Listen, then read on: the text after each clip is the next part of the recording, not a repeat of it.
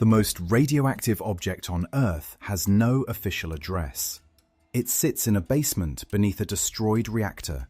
It weighs hundreds of tons, and it is still lethal. Not historically lethal, not theoretically lethal. Lethal right now, today, to anyone who stands next to it for a few minutes without shielding. That object is number one on this list, and understanding why it exists means understanding 13 locations inside the Chernobyl Exclusion Zone, where the disaster didn't just happen, where it was managed, concealed, and absorbed by a system that had no protocol for something this size. The reason the elephant's foot, a mass of melted nuclear fuel, concrete, sand, and graphite that poured through the floor of Reactor 4 is so dangerous comes down to what it is: corium. When the core collapsed in April 1986, the material didn't disappear. It moved. It flowed downward through the building, cooled into a grotesque solid shape, and remained. Soviet authorities initially denied its significance. For years, the full extent of its radioactivity was not publicly acknowledged. It was photographed once, in 1986, by a man operating a camera on a wheel, because the radiation destroyed film before a person could get close enough to frame the shot manually. This is the first entry on a list that also includes a Ferris wheel put into operation the day after the explosion, while the reactor was still burning. A swimming pool that admitted swimmers for 12 years after the evacuation. A classified military radar 50 stories tall that appeared on no Soviet map. A secret factory disguised as a consumer electronics plant. A forest where pine trees turned black in 30 minutes. A hospital basement with firefighters' clothing so contaminated it cannot be safely removed. Gas masks belonging to children stripped of their filters by looters mining for silver. Each location is a different angle on the same failure. Not a technical failure alone, but a failure of disclosure, of institutional honesty, of a state's capacity to admit what it had done.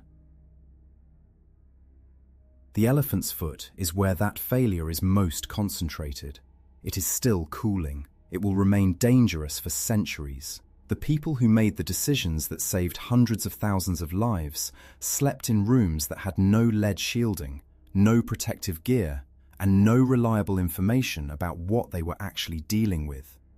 Hotel Polissya, number 13 on our journey through Pripyat, was not built for emergencies. It was built for business travelers, and that is precisely what makes it one of the most consequential buildings in modern history. The hotel stands at the geographic and symbolic center of Pripyat, on Lenin Square, directly opposite the City Executive Committee. 9 floors of monumental Soviet architecture from the 1970s. Straight edges, wide windows, a facade that caught the April dawn on the 26th with something close to indifference.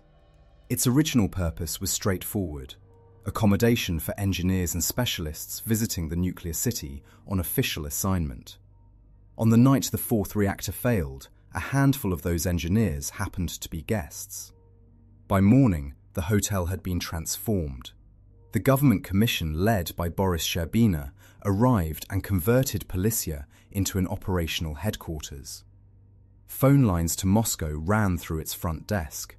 The corridors filled with officials who had to act on fragmentary data, worst-case estimates, and the knowledge that every hour of hesitation carried a cost measured in human lives. The decision to evacuate the entire city of Pripyat, roughly 49,000 people, was coordinated from within these walls. The orders went out, the buses came, and Polissya stood at the center of it all, an ordinary hotel doing an entirely extraordinary job. The building has been abandoned for decades now. Its top floor still holds an open observation terrace, and the view from there has become one of the defining images of the exclusion zone. The square below swallowed by trees, the collapsed culture palace, the dome of the old restaurant catching what light remains. Inside, furniture lies where it fell. Plaster has given up the walls, and the hallways preserve a particular quality of silence. This is where Chernobyl stops being a story about a reactor and becomes a story about human beings navigating the unknown at speed, with everything at stake. Number 12 on our list is a building that was more prepared for celebration than almost any other place in Pripyat, and that is precisely what makes it devastating. The Palace of Culture, energetic, stands at the center of the city, and when the evacuation order came on April 27, 1986, its halls were 5 days away from hosting one of the Soviet Union's most important public holidays, May Day. The banners were already made, the parade decorations were already laid out. They are still there now, on the floor, exactly where they were dropped. The Energetic was never just a building for concerts and evening classes. It was a physical argument. 800 seats in the main auditorium, a cinema, a library, rehearsal rooms, a ballroom, a complete architecture of how Soviet planners believed leisure in a model socialist city should look and feel. Pripyat was designed as a showcase city built alongside the Chernobyl nuclear power plant to house its workers and their families. The Palace of Culture was the ideological centerpiece of that showcase. What the abandoned interiors reveal is the specific texture of that ideology at its most concentrated. Slogans, red lettering, festive imagery frozen mid-preparation. The collapse did not arrive gradually here. It arrived at a single definable moment and stopped everything where it stood. Today, the building has spent decades returning to the forest. Ceiling panels have come down, moss and mold cover what remains of the parquet floors, and trees push through the gaps. Radiation levels inside vary by location, but remain measurably elevated throughout. None of that has reduced its appeal to visitors. The Energetic is a fixture of every standard tour route through the exclusion zone, and one of the most photographed interiors in Pripyat, because that collision between festive Soviet symbolism and total desolation is almost impossible to look away from. Those dropped banners document something precise, how complete and how sudden the end of ordinary life was for 49,000 people. Next on our list, a place that holds a different kind of loss. Not a celebration that never happened, but a childhood that never got the chance. Pripyat's amusement park and the yellow Ferris wheel that turned exactly once after the disaster had already begun. Number 11. The Pripyat amusement park and its Ferris wheel. A fairground was open to entertain children on a single day it was never meant to operate, while a nuclear reactor burned less than 3 kilometers away. That is not a metaphor. That is what happened on April 27, 1986, in the city of Pripyat. The park had been built for a different occasion entirely. It was scheduled to open officially on May 1st for the Soviet Labor Day celebrations. 5 days before that date, in the early hours of April 26th, Reactor number 4 exploded. The holiday was cancelled. The park was not. Facing the impossible task of containing public panic, while emergency workers battled a catastrophe the authorities had no framework to explain, city officials made a calculated decision: run the rides. The stated purpose was to project normalcy, to give residents something ordinary to look at, something that said everything is fine. According to multiple witness accounts, the Ferris wheel and several other attractions operated for a few hours. Children rode them. Parents stood nearby. No one was told that the soil beneath their feet, the air moving through the park, the metal of the safety bars their children gripped, all of it was saturated with radiation that would spend years working its way through their bodies. The wheel itself stands 26 meters tall and has not moved since that afternoon. Its yellow paint has peeled. The gondolas tilt at slight angles from decades of uneven pressure. The metal has darkened, but the structure holds. It is visible from several points across the dead city, and it has become the single most recognizable image of the entire disaster, not because it was destroyed, but because it was not. That near wholeness is what makes it unbearable. Beside it, carousels stand where children once spun, Ticket booths that never sold a single ticket lean quietly into the undergrowth. Grass splits the pavement. Trees press close against the equipment. Radiation readings across the park remain uneven to this day, with pockets of soil holding anomalous contamination. The wheel does not represent collapse. It represents the state's attempt to manage catastrophe through the performance of calm. That performance lasted a few hours. The wheel has been standing ever since. Past the park, deeper into what was once the city's daily life, there is another site that rarely comes up when people say the word Chernobyl, the swimming pool. Number 10 on our list operated for 12 years inside a nuclear exclusion zone, and it didn't close because of radiation. The Lazerni swimming pool in Pripyat shut down in 1998 for a reason far more mundane. The Soviet Union had collapsed, funding dried up, and someone simply locked the door. That detail reframes everything about this place. Before the April 1986 disaster, Lazerni was a standard-issue piece of Soviet sports infrastructure, a 50-meter competition pool with professional lanes, stands, and a role in training athletes connected to the nuclear industry. When the Chernobyl explosion forced the evacuation of Pripyat's 35,000 residents within 36 hours, the pool closed along with the entire city. So far, an ordinary story of abandonment. What happened next is not. Within a few years of the accident, Lazerni reopened. Access was restricted exclusively to liquidators and plant workers, the people continuing to manage and contain the destroyed reactor. Soviet planners incorporated the pool into a broader psychological rehabilitation framework, operating on the theory that access to normal physical infrastructure would reduce chronic stress among people working under constant radiological exposure. The logic was pragmatic, even if the setting was surreal. The pool ran through the late 80s and through the 90s, 2 full decades after an event that rendered the surrounding city uninhabitable. It outlasted the USSR itself. Today, Lazerni is among the best preserved interiors in Pripyat. The water is long gone. Tiles have cracked and shifted. The basin holds a slow accumulation of leaves and debris, but the Soviet mosaics on the walls, stylized swimmers, rendered waves, remain intact with an almost defiant clarity. The unsettling quality of this space comes precisely from that extra 12 years. This wasn't a place that stopped in 1986. It kept going, quietly, until someone decided it no longer could. For 10 years after the worst nuclear disaster in history, people went to work inside the exclusion zone, not to clean up, but to run experiments. That detail alone sets Jupiter Factory apart from everything else Pripyat left behind. Rated number 9 on our list, Jupiter sits at the edge of the city, a heavy industrial block that the Soviet state officially registered as a consumer electronics plant. Reel-to-reel tape recorders, cassettes, minor electronic components for ordinary Soviet households. The cover held without question for years.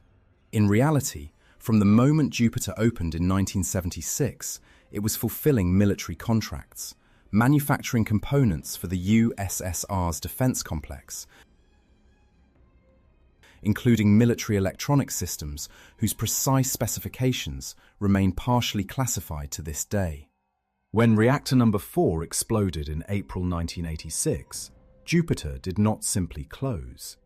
It was reorganized under a new designation, Spetsatom, and continued operating inside the contaminated zone until 1996. Engineers and researchers worked in these halls, testing robotic machinery and documenting how radiation degrades electronics and materials over time. The zone, in other words, became the laboratory. The radioactive landscape was not an obstacle to the work, it was the condition that made the work possible. That transformation is what gives Jupiter its particular atmosphere. Walk through the production floors today and you find remnants of machinery, abandoned technical documentation, instrumentation left where someone set it down. Certain sections remain sealed or carry elevated contamination from localized hotspots. There is no nostalgia here. None of the melancholy that clings to Pripyat's school corridors or fairground. What Jupiter radiates instead is the cold utility of a military-industrial operation that treated secrecy as infrastructure. The unsettling part is not the decay, it is the decade of deliberate, methodical activity that preceded it. From a factory that pretended to be a factory, we move now to a place that offered the illusion of safety. The bridge where Pripyat's residents stood and watched the reactor burn on that first night. Number 8. The Bridge of Death. There is nothing remarkable about it, architecturally speaking.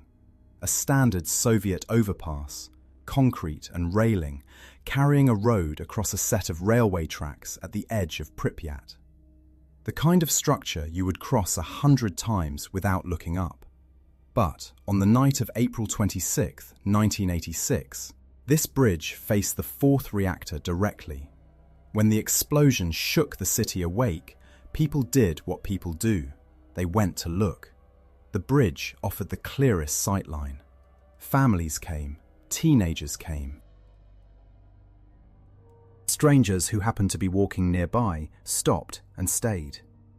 Survivors would later describe dozens of people gathered along the railing, watching what one of them called a light unlike anything they had seen before. A column of fire and smoke rising from a building that was supposed to be the safest facility in the Soviet Union. They stood and watched, and no one told them to leave, because no one in authority was ready to say out loud what had actually happened. What those witnesses could not see was the first radioactive plume drifting precisely toward them. The name came later, pieced together from the accounts of evacuees who insisted that everyone who stood on that bridge that night eventually died from radiation exposure. That claim has never been verified. It is almost certainly a legend, the kind that grows naturally in a place like this, where the ground itself keeps secrets.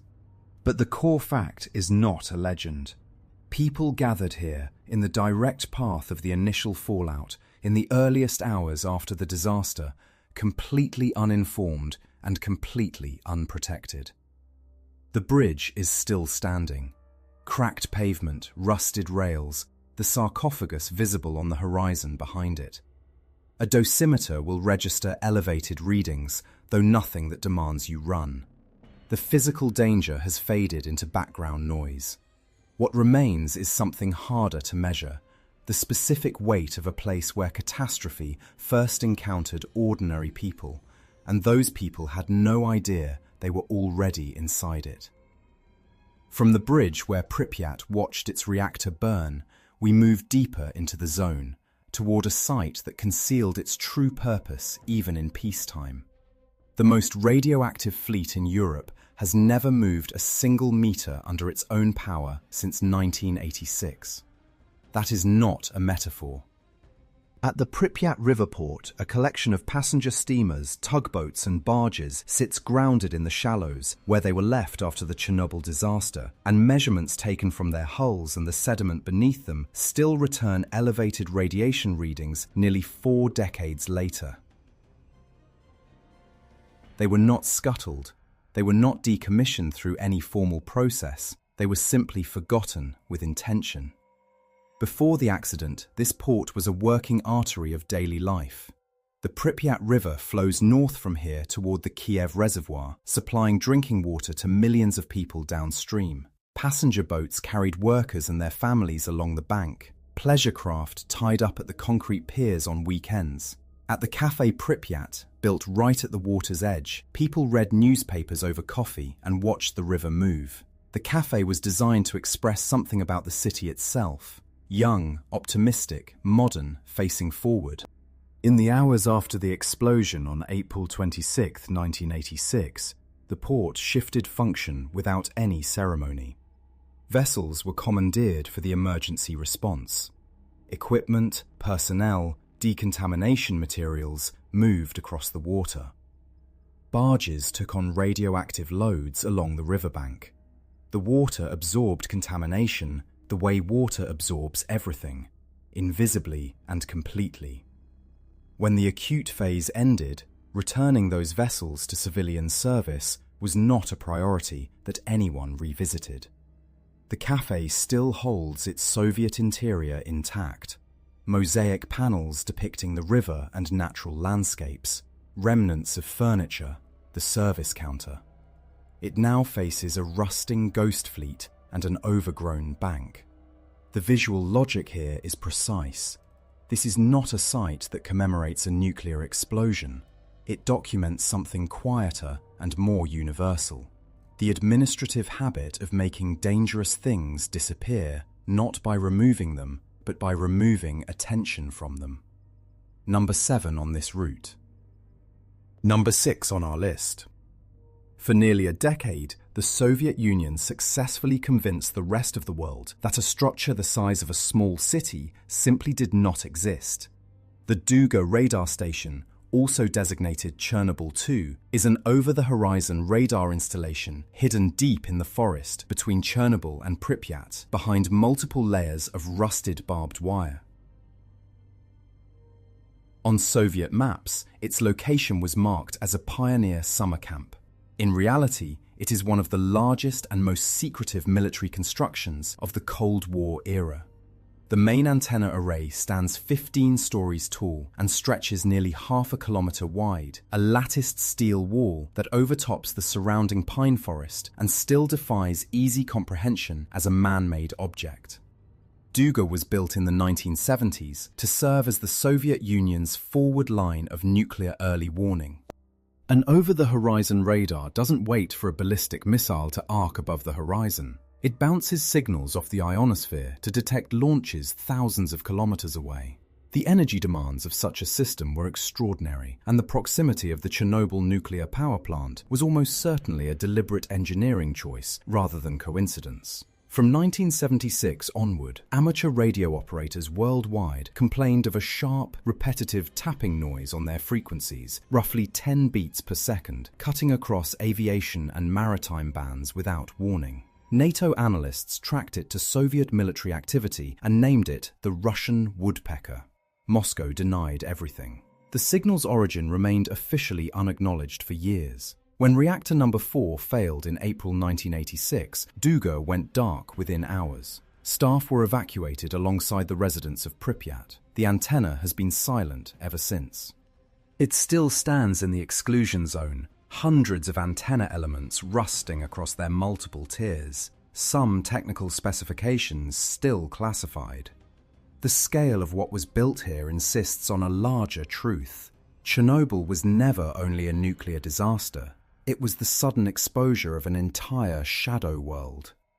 The most unsettling thing about this corridor is not the radiation, it's the size of the masks. Pripyat School number 3 was the largest of the city's 3 schools. Around 1,200 students, multiple floors, dedicated labs for chemistry, physics and history. A model Soviet institution in a model Soviet city built entirely around the atom.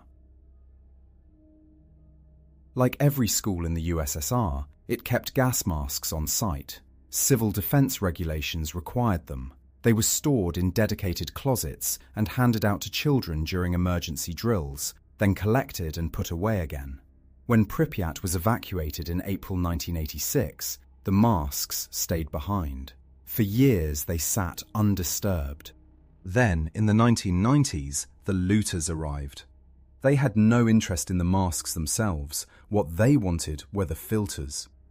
Soviet gas mask filters used silver as a bactericidal agent, a small but recoverable quantity of a valuable material. The process was straightforward.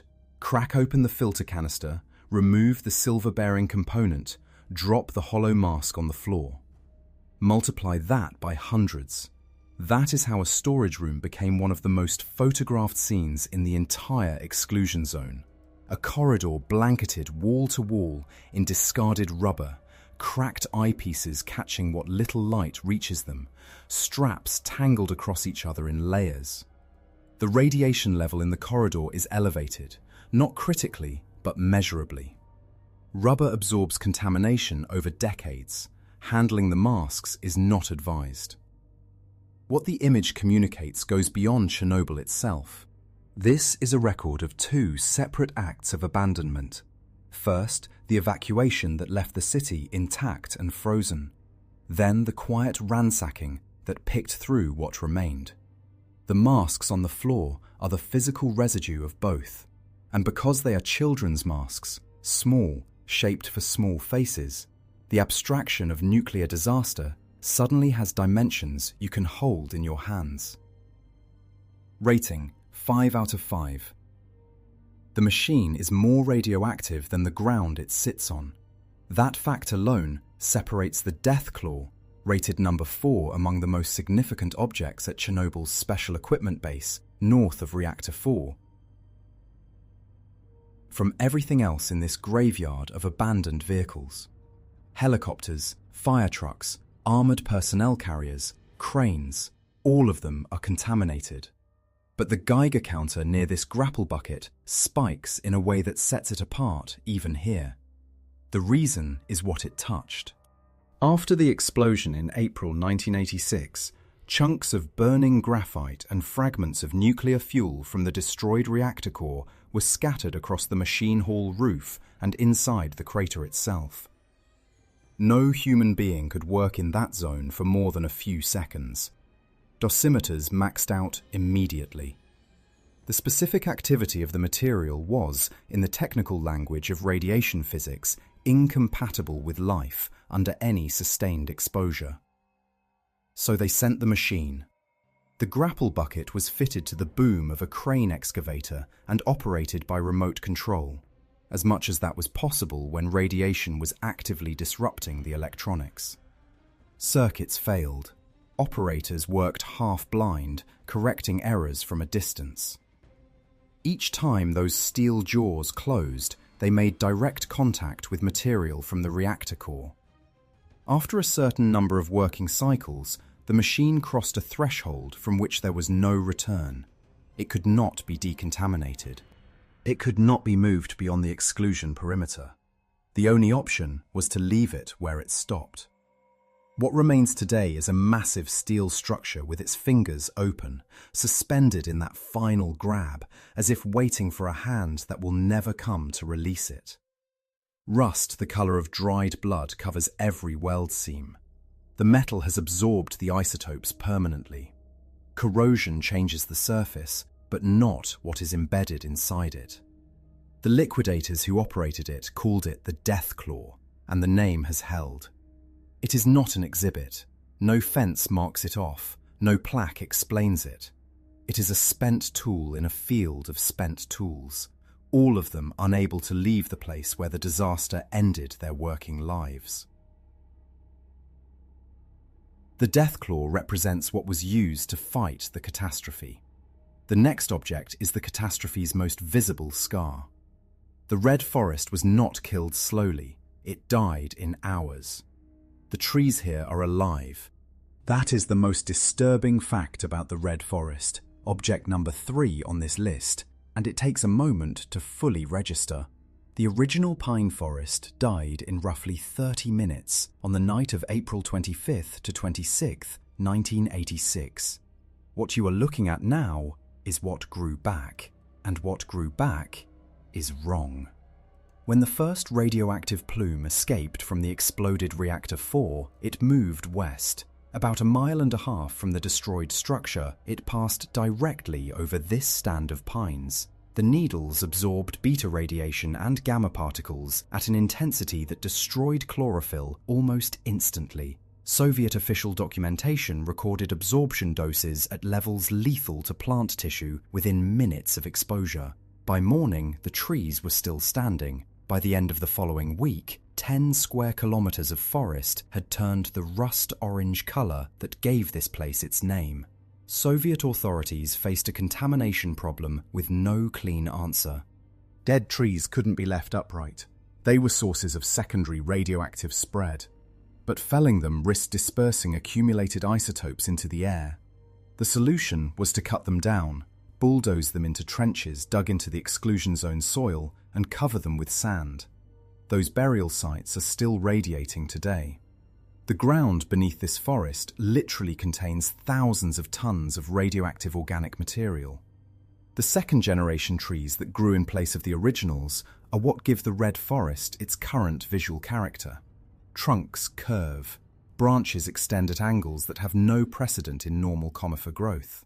Several specimens display what botanists call witch's broom, a pathological lateral shoot proliferation that is a recognized marker of radiation mutagenesis. Soil readings here still exceed acceptable background radiation levels by multiple orders of magnitude. The red forest is classified as the most radioactively contaminated forest on Earth. But the forest is not the endpoint of this particular chain of contamination. It is the approach. The ground underfoot is an archive of the disaster's first hours. What comes next on this list is not a landscape. It is a single object, a piece of equipment. And its contamination levels make the red forest look like a threshold. The most radioactive room in Pripyat is not inside the power plant. It is a flooded basement beneath a hospital.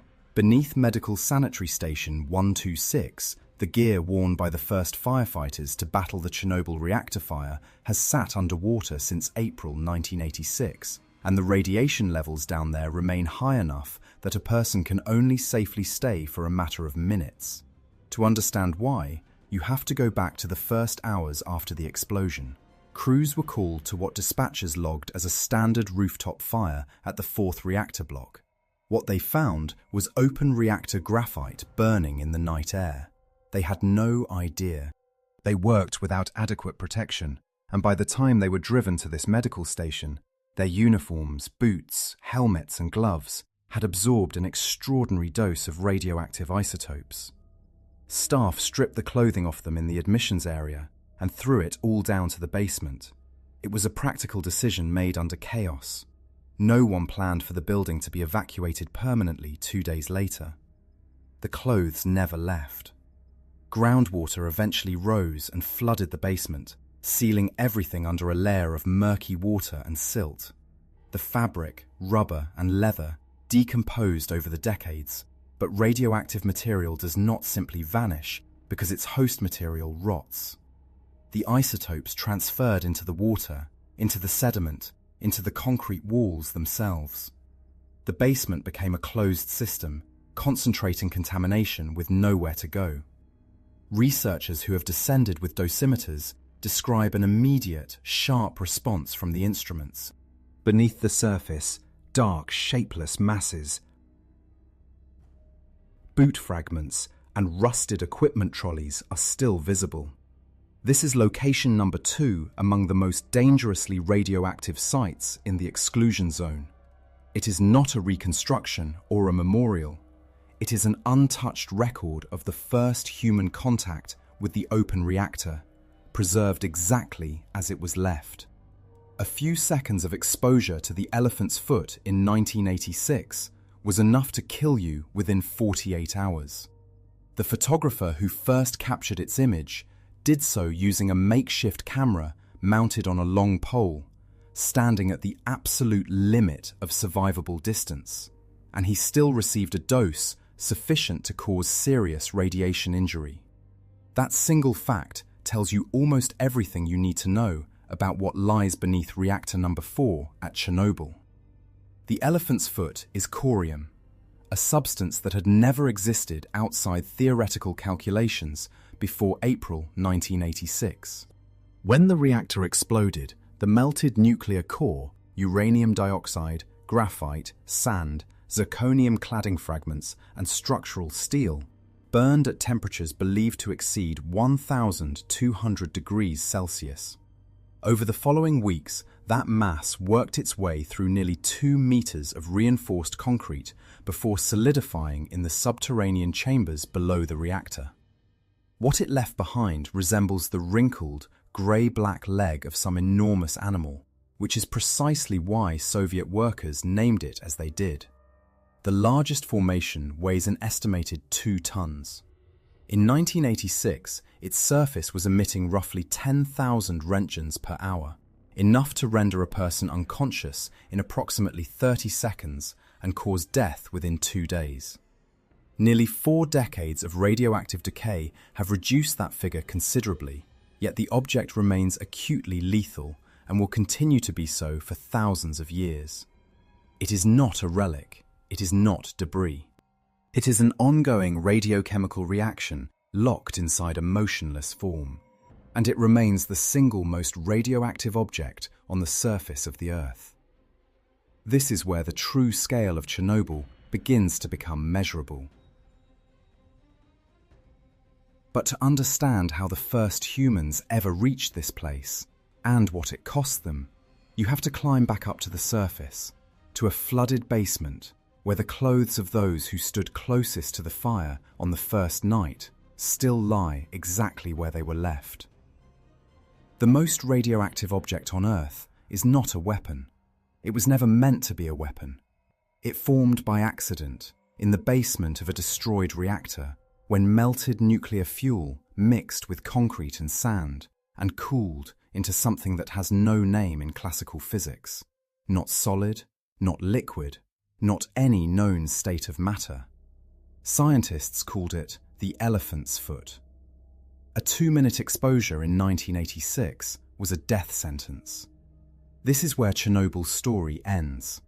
But to understand why it exists, you have to go back through 13 places on a map that was never supposed to be public. The hotel at the center of Pripyat hosted the officials who spent the first critical hours drafting reports designed to minimize what had happened. The decisions made inside those rooms shaped the fate of millions. Nearby, the Palace of Culture had its celebration banners still up. A parade was scheduled, and nobody had taken the posters down when the evacuation order came. The Ferris wheel was switched on the morning of the evacuation, a deliberate signal of calm to a population already absorbing lethal doses of radiation without any knowledge of it. The swimming pool operated for 12 years after the explosion. People swam laps. This is not a rumor. It is a documented fact that reveals the scale of institutional denial better than any statistic. The bridge where residents watched the reactor burn has no official memorial. Those who stood there that night received no warning and no protection. The Duga radar, a steel structure as tall as a 50-story building, was built to detect incoming nuclear missiles. It was rendered useless by a peaceful nuclear plant. A school corridor holds hundreds of children's gas masks still hanging in rows. The mechanical claw that scooped burning nuclear fuel from the reactor floor was operated by workers with almost no shielding. The red forest died within 30 minutes of the explosion. Pine trees turned rust-colored as they absorbed a radiation load that killed them faster than any disease. In the basement of the first fire station to respond, the original firefighters' uniforms are still stored. Radiation detectors still alarm near them. Chernobyl is not a ruin, it is a record of a system that could not admit error, of people abandoned before they understood the danger, of a truth suppressed long enough to become legend. Which of these 13 places stays with you? Leave it in the comments. Like and subscribe. Chernobyl remembers everything.